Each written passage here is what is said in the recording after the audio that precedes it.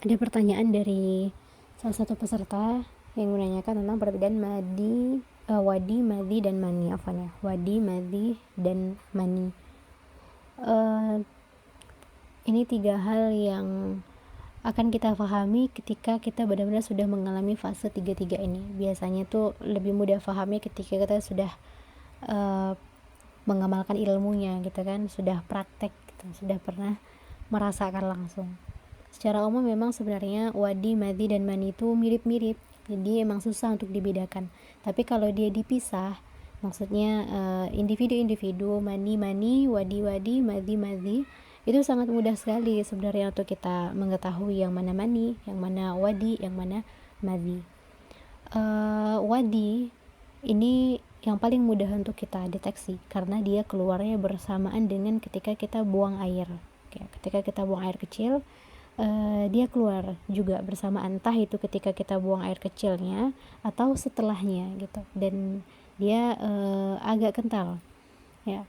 Sementara madhi biasanya keluar sebelum keluarnya mani, tapi tidak juga. Terkadang dalam fase kita emang sedang letih, lemah, lelah gitu kan, kadang dia juga keluar.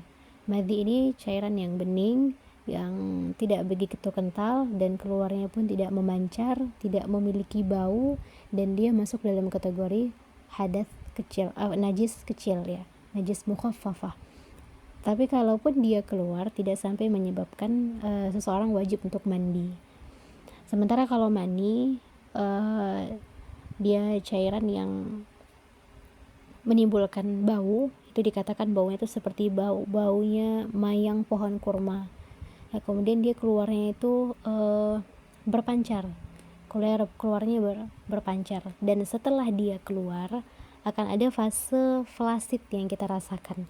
Fase flasid itu dalam istilah kedokteran, istilah di mana otot-otot itu mengalami kelemahan dan kita merasakan titik rasa lelah, rasa lemas gitu ya. Tapi lemas ini lemas sejenak, bukan lemas yang berlangsung lama. Contoh seperti kita habis gotong royong, kita habis bekerja padat, kemudian kita capek gitu kan, kita mau istirahat, tidur yang lama gitu. Kali ini enggak, dia hanya pelepasan otot-otot begitu saja, kemudian lemas sejenak, nanti akan kembali fit lagi gitu.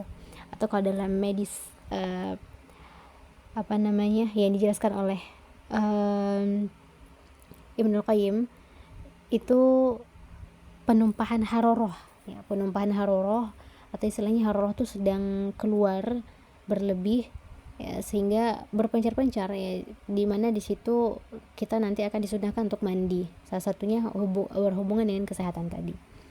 Nah, mani ini dia tadi memiliki bau, kemudian dia agak kental ya, dan ketika mani ini keluar, dia pendapat yang paling kuat mengatakan tidak najis, tapi kalau misalnya dia keluar biasanya dia cenderung akan menimbulkan hadas besar sehingga seorang itu wajib untuk mandi.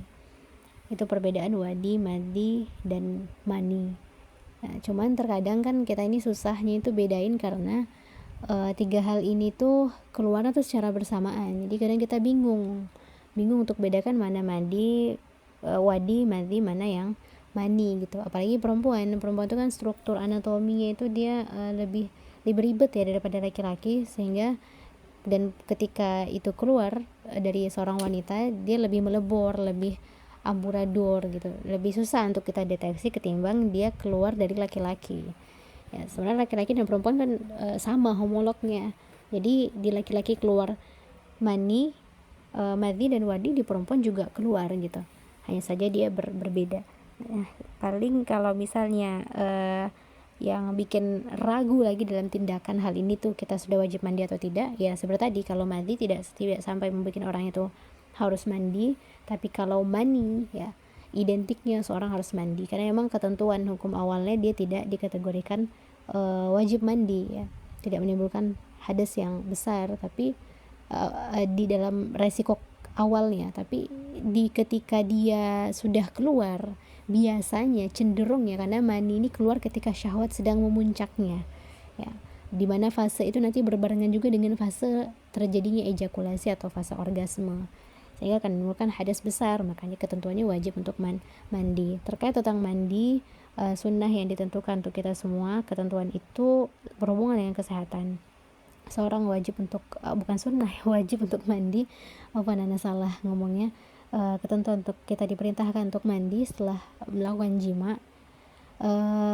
Ketika itu haroroh itu sedang keluar, laki-laki dan perempuan mengeluarkan haroroh secara bersamaan, dan pasti haroroh itu keluar, gak ada yang bisa membantah haroroh tidak keluar, karena puncak syahwat ketika sedang bergejolaknya saja itu haroroh udah mulai keluar gitu, apalagi ketika melakukan hubungan jima pasti dia keluar. Dan ketika keluar berantakan tuh maksudnya berserakan kemana-mana harorohnya gitu, dan ini membuat juga kita tuh jadi kehilangan tenaga, energi, lemah, bawaannya lemas gitu. Maka diperintahkan untuk mandi itu untuk bersih-bersih, mandi untuk mengumpulkan kembali haroroh-haroroh yang tadinya itu sudah berpencar-pencar, sehingga ketika kita selesai mandi kita akan merasakan badan tuh lebih fit daripada seorang yang ketika pasca melakukan jima kemudian dia langsung beraktivitas. Itu biasanya akan melemahkan kekuatan imun tubuhnya, kekuatan fisiknya. Fisik laki-laki dan perempuan berbeda gitu ya. Itu tidak baik sekali kalau misal tidak dilakukan yang namanya mandi.